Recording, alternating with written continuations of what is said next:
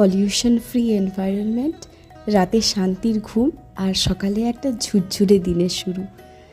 এরপর রয়েছে আমার ফরমাইশ, অগত্যা মাকে বানিয়ে ফেলতেই হলো। চিকেনে প্রথমেই নুন আর লেবু দিয়ে 1 ঘন্টা ম্যারিনেট করে আদা রসুন বাটা আর হলুদ দিয়ে সেদ্ধ করে রাখতে হবে। এবারে এই এতগুলো পেঁয়াজকে স্লাইসড করে কেটে নিতে হবে। এই রান্নায় আর কোনো ইনগ্রিডিয়েন্ট লাগবে না।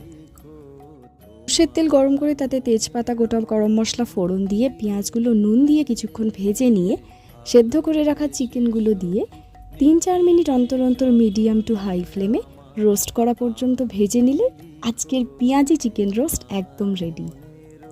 শীতের ছোট্ট দিনে গরম ভাতের সাথে সার্ভ করার জন্য একটা পারফেক্ট রেসিপি। তাড়াতাড়ি একটা সয়াবিনের রেসিপি নিয়ে আসছি। কনকনে শীতে গরম ভাতের সাথে এই রোস্ট, আহা!